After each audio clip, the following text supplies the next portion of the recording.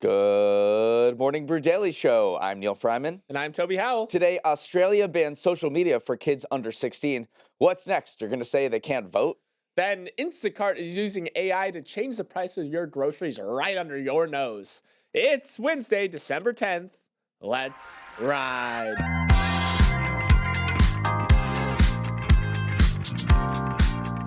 Good morning and happy Wednesday.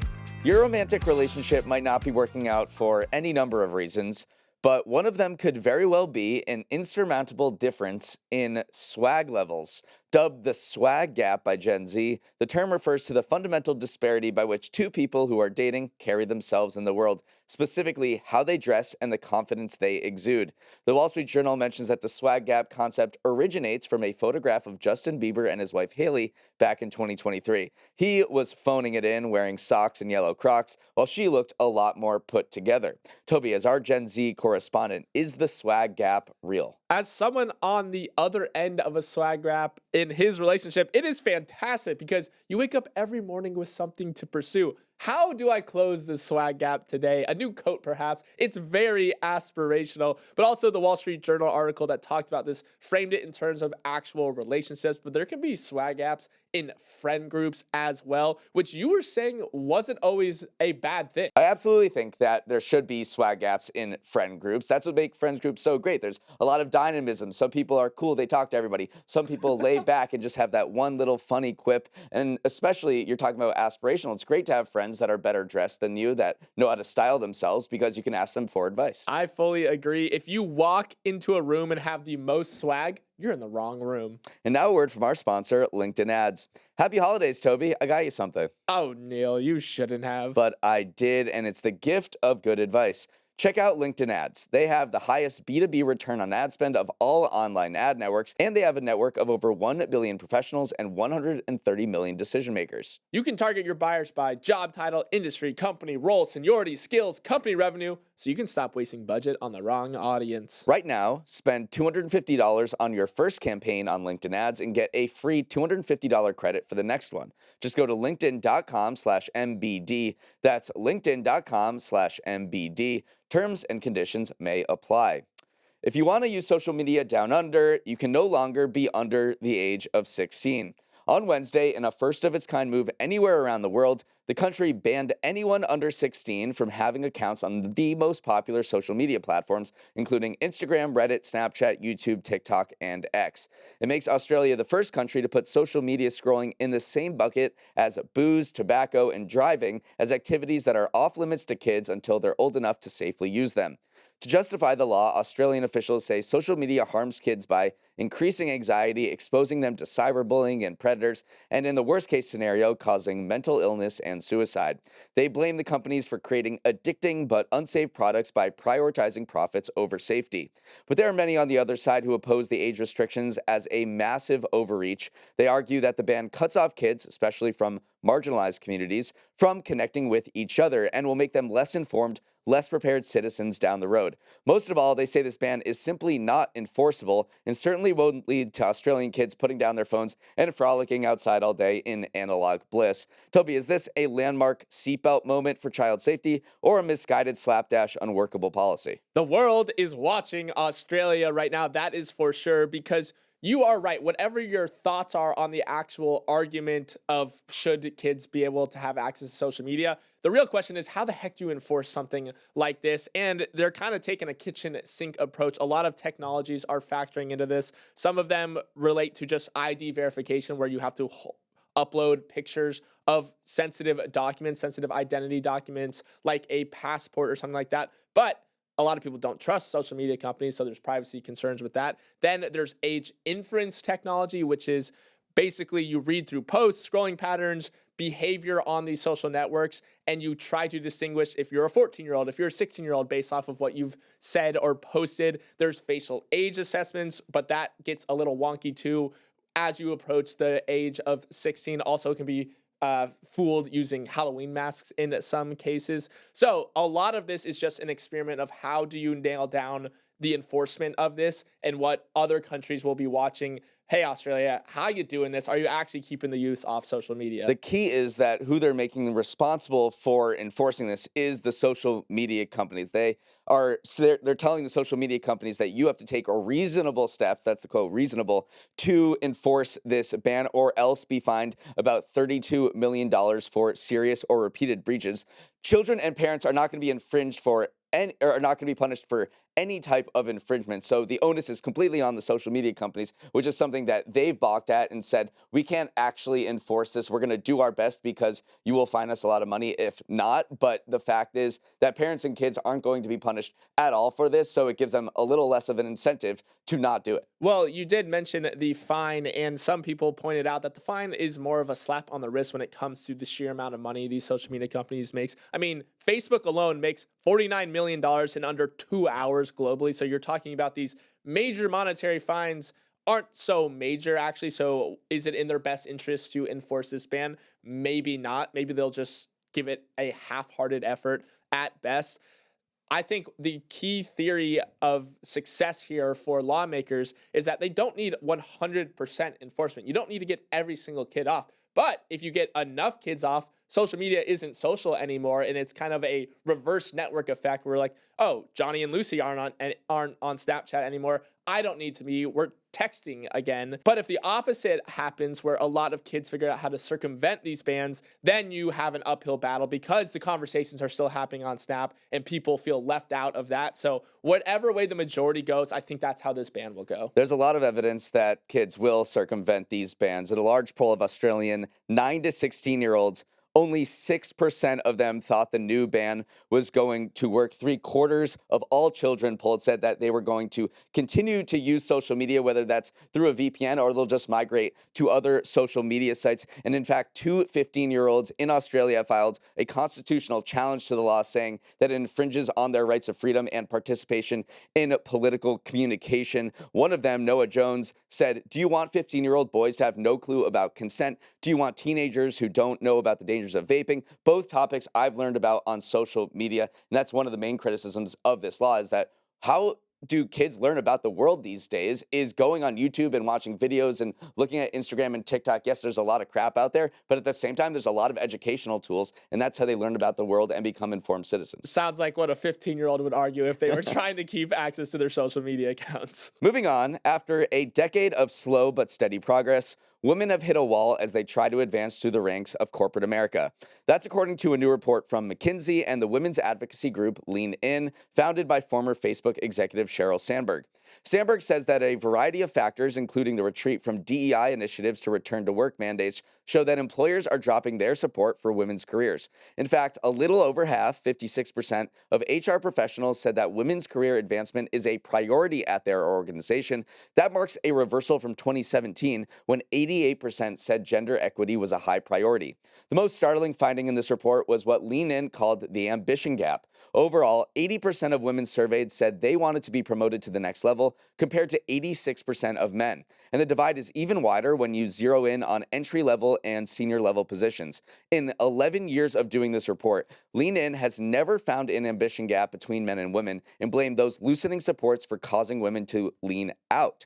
Rachel Thomas, the CEO of Lean In, said corporate America is signaling that they're kind of rolling back their commitment to women, and women themselves are signaling that they are feeling it. I think that gap being the widest at the top and the bottom is the most interesting part of this, because when you see an entry-level worker enter the workforce and you are women, you are less likely to have sponsors within a company. You are less likely to be considered for, extra assignments. You are more likely to lose flexible work options as well. A lot of return to office mandates wore most heavily on women, especially when it comes to childcare. So when you are looking ahead and saying, do I want a promotion? Maybe not, because this workforce clearly isn't, catered to my life. And so why would I want to continue to pursue, climb the ladder in this place that isn't necessarily meant for me? And then same thing, senior women who have seen the system from the inside also have a large ambition gap when it comes to their counterparts, their male counterparts, because they've been passed over more often. They have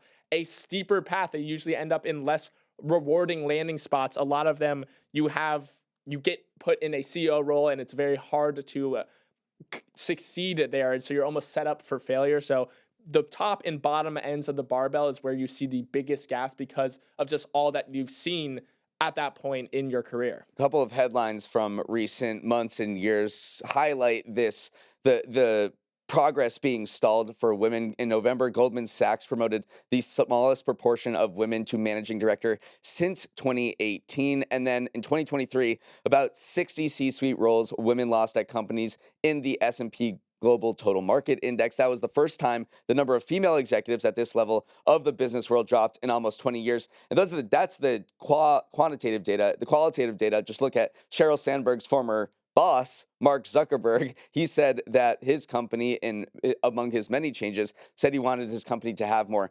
masculine energy, and that got a lot of pushback. That is a direct quote. Also, 40% of California AI startups have 0 women on board. So if you're looking at the next crop of companies being started, not a lot of representation there for women as well. Moving on, when the original Google Glass came out in 2014, the $1,500 consumer version was riddled with privacy issues and made you look like a freaking nerd. So Google went back to the drawing board, and now over a decade later, it's back in the glasses game, announcing via blog post that its first AI-powered glasses are coming in 2026. The glasses, which will come in 2 models, one with screens and another that's audio focused, is meant to compete in the same category as Meta Ray-Bans.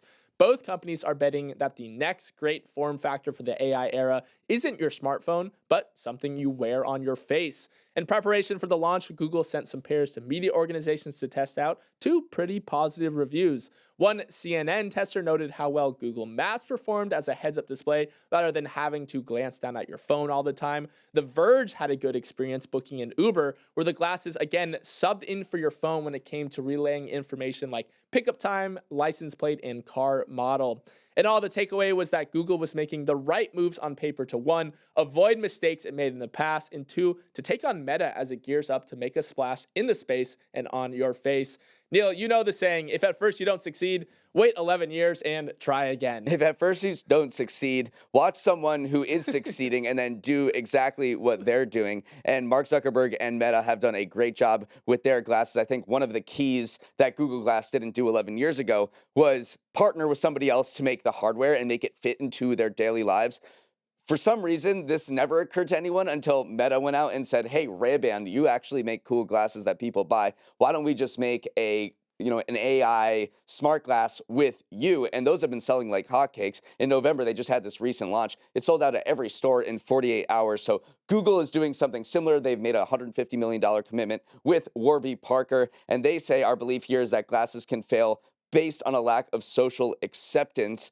For AI and XR to be truly helpful, XR is extended reality, the hardware needs to fit seamlessly into your life and match your personal style. So it feels like they figure out the hardware angle. And I think that you hit on the point correctly that the providers of the hardware, in this case the glasses, it's actually a bigger deal for them than Google. If you look at Google's stock price yesterday, it barely budged on news that these glasses were out there. But shares of Warby Parker, who are providing the frames, they have been doing very well. Shares popped 13% yesterday, 9.2% the day before. And then if you looked at shares of Meta's Ray-Ban's parent company, which is Excelsior Luxottica, they fell on the news that Google was getting into the glasses game. So for the smaller players involved in this, someone like Warby Parker, I mean, Google is one of the biggest companies in the world. This is a big deal for them because the form factor is usually the make or break part of the technology. All right, we're gonna take a quick break and come back right after this. Ever feel like you're getting ripped off, like there are forces conspiring against you to make your life harder, more annoying, and more expensive? Well, you might have an intergenerational curse on your family name, or you could be a victim of algorithmic pricing. To get to the bottom of mysterious changing prices, 200 volunteers from the Groundwork Collaborative and Consumer Reports got to work, starting with Instacart. Their hypothesis was that Instacart shows different prices to different users, often for the exact same product at the exact same time. To put the theory to the test, volunteers logged onto a conference call, queued up Instacart, and simultaneously chose the same store, a Safeway in Washington, D.C., the same product, a brand of eggs, and the same fulfillment method, pickup, not delivery. And the results will drive you nuts. Some lucky shoppers got their eggs for $3.99. Others saw $4.59 to $4.69 for a dozen, while one unlucky cohort was stuck paying $4.79, 20% higher than the lowest price for the identical item. The volunteers tested other examples across 4 different cities and got the same results. In total, price differences appeared on 75% of all items tested, potentially costing shoppers an extra $1,200 a year.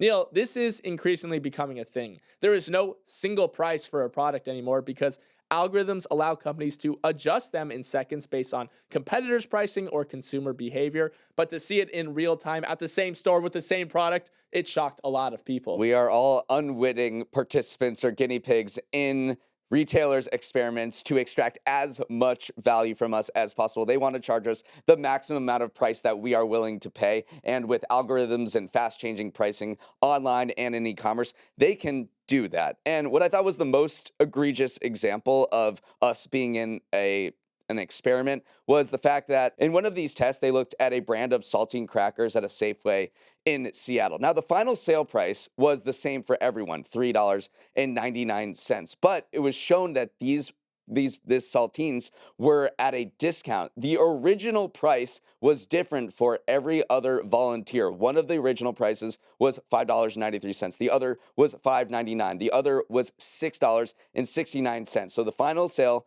was all the same price, but what the consumer was shown was how much they were discounting it, and they wanted to see how our minds, our little shopping brain minds, would react to that. And that just reminded me how manipulative these things are.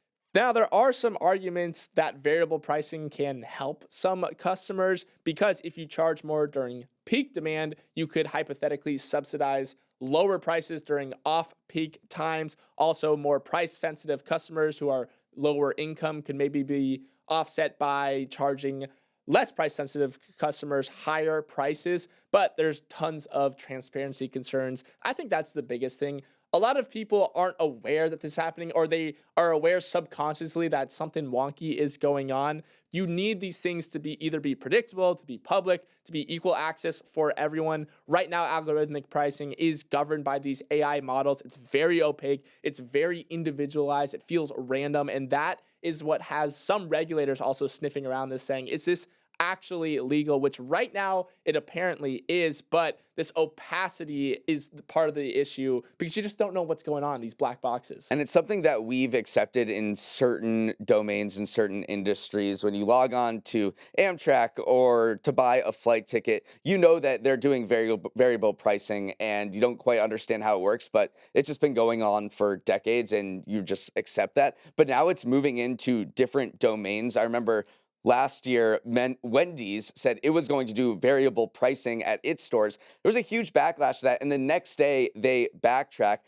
Delta, also in an industry that we've come to accept variable pricing for, said it was going to use AI to develop personalized pricing. That's a distinction we should make. There's algorithmic pricing, and then there's personalized pricing. Personalized pricing looks at your shopping history or where you live, your zip code, your income, and then makes a price specifically catered to you. They had to backtrack from that. So a lot of these companies that say they're getting into this are going to do it quietly because when they publicly announce it, they face a lot of outrage from consumers. One unintended consequence of algorithmic pricing becoming more widespread is that you might get unintentional collusion. Obviously, you can't collude on prices as business. You can't have Delta setting one price and United setting the other price and saying, hey, if we both raise it together, no one will know. That is illegal. But if you have these algorithms looking at Delta's pricing and you have another one looking at United's pricing, they may unintentionally start colluding because they saw one price rise. And so you have this weird effect where no human is pulling the strings, but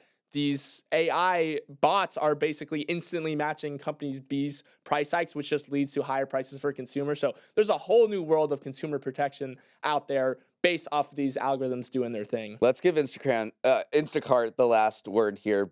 They did respond to this Consumer Reports testing report, and they said, just as retailers have long tested prices in their physical stores to better understand consumer preferences, a subset of only 10 retail partners, one that already apply markups, do the same online via Instacart. They said these tests were limited, short-term, and randomized, but they did pull the test from Target and Costco once they contacted them about these experiments. Let's sprint to the finish with some final headlines. If you're looking for a high-flying company to invest in with explosive potential, SpaceX is eyeing an IPO next year. According to a report from Bloomberg, Elon's second prize jewel is gearing up for a 2026 IPO that is targeting a valuation of $1.5 trillion. That would make it the largest IPO ever, edging out Saudi Aramco's 2019 listing.